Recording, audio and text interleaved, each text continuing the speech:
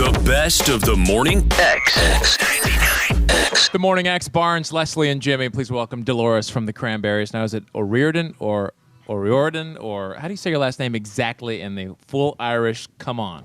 I say O'Riordan Burton.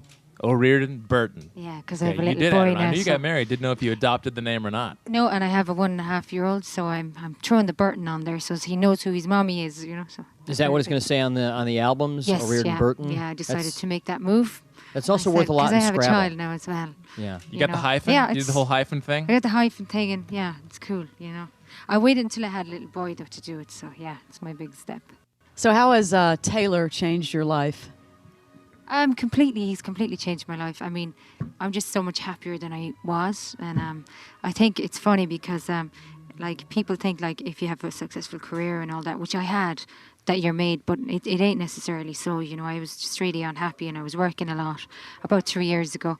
But I was really not enjoying it anymore, working and stuff. So I was going to give up singing for good. And I went home and I really didn't like singing anymore. So I didn't sing for about 8 months. But I got pregnant, and the first day that I felt like emotionally moved and I had to sing was when I first felt the child moving inside me, and I wrote a song called Dying in the Sun. Mm-hmm. So the beauty and the love for singing came back into my life, and I became the old me, a happy person again. And it was also nice, I guess, or coincidentally nice, that you were able to, that you took that time off at the same time, so you had plenty of time to spend with Taylor. Well, I didn't really take time off. I was giving up singing for good at the time. In my head, I was quitting. That was it. Like, I'd had Did you it. really think you would never sing again? Yeah, You really thought that? Oh, yeah. You really. You were Yes. that frustrated and that just over it? I was really sick. I was really messed up. I was really I'd seen a really horrible side of what I do. I'd seen a kind of a side that was vicious, and I mean, it appeared to me at the time that all that mattered to everybody around me was selling more and being better than what we already were. Whereas when I started singing, to me it was just always because I loved singing. That's all it was about. But I just saw so many greedy people, and it was such a horrible situation. That, Well, you were I 18 got out. when you joined the band, weren't you? I was, yeah. And I mean, God, our first album was a surprisingly successful album, you know. And the second album even did better. But when the third album came out, there was so much pressure to just do better. And I suddenly realised that, like, an awful lot of people didn't really care about our music around us. It was just all about, you know. So, I mean, I suppose it was kind of an abrupt awakening. And then as I started to get tired of touring and I started to lose weight and stuff, speculation started, and it was like I had anorexia according to everybody, but I was actually having a bit of a nervous breakdown. So I took time off, and I went and I just found touch with reality. I found myself alive, you know. I just learned to be a normal person again and to forget about what happened. And Let's I rewind, started singing because for the love of singing again. So back, I remember it must have been 4 or 5 years ago when I saw you open for the at the Roxy. There must have been 8 people, including me. Yeah. And you guys went full on. That's when I could tell you're such a pro, because 8 people, 800, 8,000, didn't matter. You were going for it. And then everything started happening. It started building and building. At that point, when the 8 people were there, do you think you're back mentally to that state where you're kind of at ease and just doing what you love, as opposed to getting in all the industry hubble bubble? Yeah, definitely. I mean, because I wouldn't be here if I didn't feel like that now. Right. But I came back because I realised that it was all crap and it was all bull. I mean, it doesn't matter how big you are as an artist. What really matters is that you love singing and you love doing what you're doing every day. The rest is a big when you sideshow. stop, if you stop liking it, you should just find yourself another job, really, you know. So I kind of realised that. And I learned a valid lesson that there's more to life than success and being famous and money and all. The real things in life are being happy. You know, we hear these stories a lot from artists who all of a sudden they have a record that just shoots to the moon, and your life is very different. And the immediate reaction might be to somebody who's on the outside, well, what'd they think was going to happen? You know, here they Right, went. if you they could take joined- it all back, They joined a band with the intent, obviously, of being successful at some point, although you can never predict how successful. You never know. And we never then- expected that type of success, I must say. And then at some point, you saw that the band was becoming successful. So I guess the question is, It was overwhelming. what was your expectation as to what success was going to be? I had no idea, and to be honest, we were so busy every day. We were on very tight schedules. Every hour of every day was mapped out. Our life, every hour of my life was mapped out for me. So there was no free time, and there's no time to yourself, and there's no reality, and you feel after a while like you're not even a person, because it just gets to that point where you're just like, do this, do this, do that, and you Would feel you like take a it back horse or a racehorse. If you had to go back and make that decision again, would you? If you were said, okay, here's how it's gonna be. Well, I suppose you have to learn from your mistakes. So, you have to, it's like we were young, I was 18, and, I guess the third album was the one where we knew we were getting tired and we needed to go home, but nobody wanted to hear, that kind of thing Right. or whatever. But I think, like, having gone through it now, I learned. And if I knew better, if I was wiser, well, then I would have not brought out the third album when we did it. We would have taken a break. But I suppose, that's the way life is. You learn from your mistakes. So you've no one to blame but yourself. Like, Once you get in there, the hurricane's moving so fast that that's right. you can't really just, okay, I'm going to sit down for a minute. Hey, I mean, if you more and more is in your face and on your plate, and you want it, and then it's just overwhelming. If you choose to jump on a roller coaster and, it gets too spinny, and then it's hard to get off. But I'm glad we got off when we did, because we're back now and everything is like so exciting, Right. and everything is fun, and every day is fun, and it's... Well, the last time around, it ended up turning the band on itself. I mean, you guys started fighting with each other a lot. No, we never did. You didn't? Never, ever. That's what the ever. rumors Because the were. rumor was That's that you were completely- breaking up. You were breaking up. No, never. So that never. was completely never, not. never. I love Mike Fergan. No, they're like my brothers. We've never ever had a fight among ourselves. Really? So that's just a rumor. But you had read those rumors. I don't read the media. You had heard But- those rumors. No, I hadn't. Really? Really, that hadn't No. gotten back to you at all? No, I heard that in the UK and stuff. They were saying I was leaving the band, but sure, they've been saying that since the day I joined them. Uh-huh. I mean, we're together 10 years next year. If I was going to leave him, I'd be left him long ago. Was everybody on the same page then, as far as let's pull out for a while? Yeah, I mean, I think that kind of bugs an artist as well when there's people speculating and writing rumours. And at the end of the day, I think what it was we weren't in control of our careers anymore. That everybody around us was just too in on it, all of a sudden. Whereas initially when you start out, you're in control. But when you get very successful, there's all these people who come out of all the little corners and they kind of take control. So, and then it gets a bit like, I don't know if I'm enjoying this, kind of thing. But at least now the nice thing is we're enjoying it, and that's the most important thing. We're in control of everything and we're really enjoying it. We're talking to Dolores from the Cranberries. So is that symbolic of the title of the record now, Bury the Hatchet, that it's time to just go out and have fun now? Yeah, and to just kind of forget everything that happened and not to kind of going around thinking about the past, but to learn from it. But yeah, I mean, God, there's never ever been any tension among the four of us. We've always stuck really close together. So, When the pages of the magazines, we saw your storybook wedding. Are you living in some castle somewhere now, or what are you doing? They showed you out at some castle, or where'd you get married? It was... I got married in Holy Cross Abbey. It's about 1100, 11th century abbey where it used to be a monastery. And we got married there because, I love the abbey. I used to go there when I was a child and stuff. The pictures were beautiful. It's a really gorgeous place, it's very dreamy kind of, really. But it's Catholic, it's consecrated grounds and everything, so it was fine. People who have seen you in interviews might say, that Dolores O'Riordan, she's a very serious person. Very serious person. Would you describe yourself the same way? I can be serious when people are being serious to me, but I'm the biggest messer. When you want to mess, I mess, It's like, Well, you had also said that you were very shy initially when you started performing, and to this day you're still shy. Yeah, shy people as well become kind of serious when there's cameras on them or when there's people looking at them. Shy people kind of go, whereas people who aren't shy are just always like, themselves and whatever. You at one point had no privacy. You said people were showing up at your doorstep when you were pregnant, driving by to see where you lived, and you finally moved. Yeah, that's right. But it's kind of changed now because I have a house that's it's in the middle of it's actually a 300-acre stud farm, a lot of horses and dogs, and this is totally up my alley. And it's the first time I'd say in years that I've had a home, because like all through the 7 years that we were touring, I didn't have a base. I got married, still didn't have a home. Like we kind of had a holiday home in Canada, but to me, I have to be in Ireland to feel at home.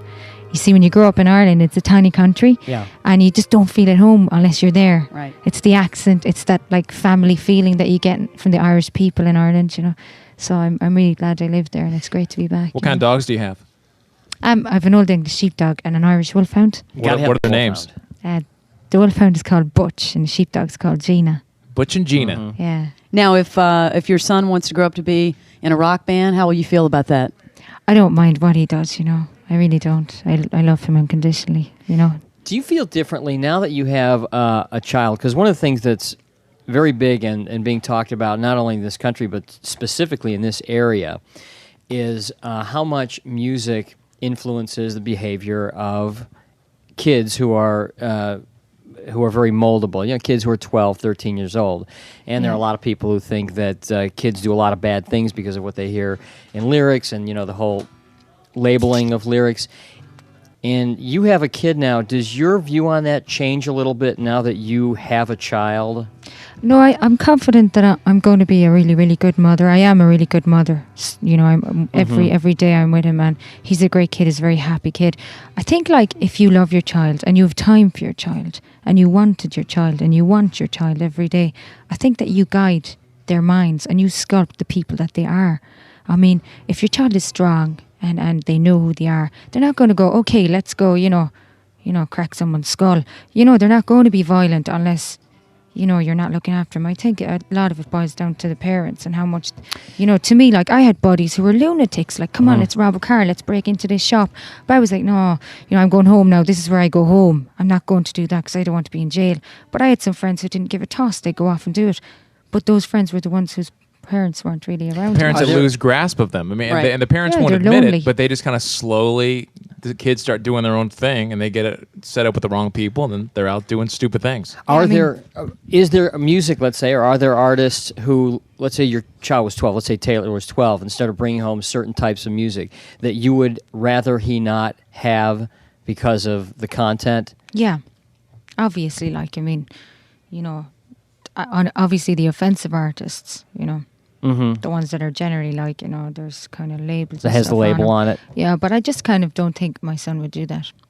But you would draw that line. And stuff say, like Sarah McLachlan and stuff like that. Beat your mouth with a sledge kind of songs. Well, you said under no circumstance would he be allowed to hear Spice Girls. You said or any of the boy band. I said he did, but he, you know, I'd have to lock him in the room for an extra 3 hours after hearing it as punishment. All right. No, I'm only slagging. No, I know he's going to come home with that stuff soon. If you had to play one Cranberries song for Taylor to define, you know, your sound, which would it be? I probably You and Me. That's kind of a special one because I remember he was very small when we were recording it, and he was in the studio because he was just born, and I brought him into the studio. I mean, I recorded when I was 7 months pregnant, and then after I had him, I was still breastfeeding, and we went in recording some songs. So I brought him over, obviously, you know, you got to do that. You're being a mom, but you're being a singer as well. So, but there was one song, You and Me, and his name was in the song, and every time he'd look up and he kind of smiled, and he knew. And it was so cute. And to this day now, he kind of, you know, he's... Man, look at this smile. Thing. Mama's singing for me, you know. But to him, he thinks everybody's mommy's a singer. You know, he's a kid. Right. Kids don't know. They don't know the difference. And it's see great, that smile and glow that just came over her when she was telling that story? I mean, it's awesome to see you so happy and back, you know, mellowed out and not all tensed up. And I hate the business. Yeah.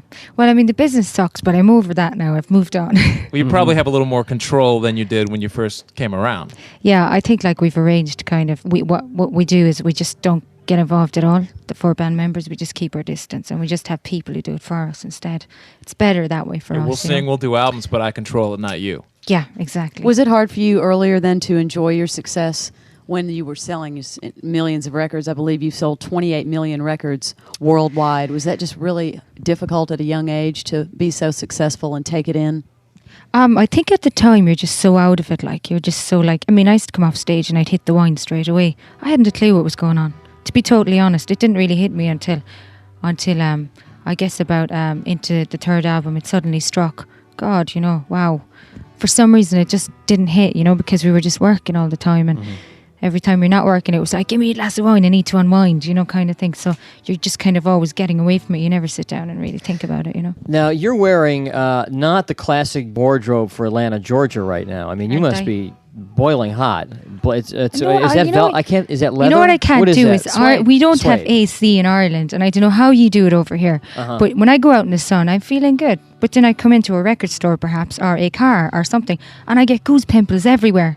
So my skin can't handle that going from cold to hot. So I just put on a jacket, and she's not used to the AC, to the air conditioning. It makes me cold. Air conditioning does. And and you Irish, you guys burn up in the sun. I mean, the skin just like fries fair up. Skin, immediately. Right. Yes, and in our country it's always raining and it's very cold, so I'm used to wearing a lot of clothes. Do you ever, when you come here, think, God, these Americans are so stupid when they What? I mean, there's got to be some Pick things we one. do Yeah. here that What are you just don't totally get. What don't you get? ridiculous. What don't I get? Let's see. I know, like the big McDonald's burger with the 4 bits of meat in it. Right. That's way too much food for Too one much food. person, man. That is what we're And- about here. And when you go into a restaurant and you ask Right. for a salad and they give you enough to feed an army. It's like, hello, I wanted a salad for me. Does it look like the army's with me? You know, there's like heaps of lettuce there. You're right, but it defines our country, which is that of overindulgence. Yeah, we just right? waste things. Just overindulgence. Well, what happens, you see, is when Gluttons. somebody brings you out a big, huge meal, you think, oh, I had a salad, but you really had about 10 salads, but you're just pretending because you don't know. Yeah. On the other hand, Miss Ireland, that is something. Don't for tease our lovely for Irish a woman potatoes. from Ireland to be teasing us about our food. True. No, I the mean, food is come nice. on. It's just there's too much of it. I mean, really, I think the 'cause taste is what he's referring Irish to. food is not known worldwide. We as have being- lovely potatoes in Ireland, the best potatoes in But the you world. guys have potatoes We have with Golden everything. Wonders, we have Kerpinks, we have Kerpinks. Records. There are many varieties of potatoes, man. Uh-huh. And lots of Guinness. They just take a potato and work with it. It's like I know you've done the Tonight Show, right? Yeah, that's and right. he does a thing about how He's always taking the piss out of the Europeans, how Irish. like the English and Irish take everything from the cow that we don't use, Yeah. and then that's what they make, like Beef burgers. baked face of leprechaun. Yeah, but admit it, it's the crackly bits in the beef burger that you love. I Probably somebody's nose don't even- cartilage. even know if I nice wanna- cartilage, man. don't even know what it's. I don't want to know what's in it. So we know you have to do a sound check. Yeah. So we just have one quick thing we'd like to Yeah, the ask you fish to quiz. do. This is a celebrity contest that we do where we give you 15 seconds to name as many fish as you can. Surely you've heard about this in Oh, Ireland. yeah. The Irish circles. Yeah.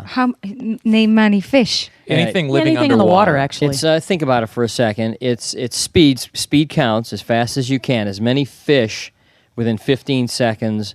And it can be it can be eels. It can be Yeah, anything crustaceans. living Anything that underwater. swims. We're not She sticklers. has this look on her face like, am I being set up How for many minutes? something? 15 seconds? 15 seconds. Yeah, it's pretty quick. It's Okay, you pretty get quick. 1 hour. We're gonna get as many fish as you can. If you were a rap artist, it would have helped. But I don't know. She can go pretty fast. I've heard her go quickly. All right, right. here we go. The clock's ready. On your mark, get set. 3, 2, 1, go. Salmon, swordfish, tuna, hake, haddock, whiting, calamari, octopus actually, shark, eel, shrimp. Time's up. 11. 10. I got 11. octopus and calamari. Well, there's So a few squid and variations, octopus. That's right. yeah. 11. 11. Boy, that's 11 is excellent. it. Very That's good. That's better than half very the good. people that champ take is- it. Good. That's very Champ is good. 16. What do I win? Nothing. I get Well, to take an octopus you home. win with The me. your- Cranberries music. Yeah. You win the opportunity to perform at a record store here in that's Atlanta, lovely. Georgia. Dolores, it was So nice I don't to get meet to you. take an octopus home to bed with me No, tonight. no octopus. Well, you know if what you want. do when you leave here is your business, Dolores. We don't. I thought we there don't was wanna going to start be an any rumors. octopus for me for the night. It's nice to meet you. Thank you. Dolores O'Riordan Burton. The best of the morning X 99X.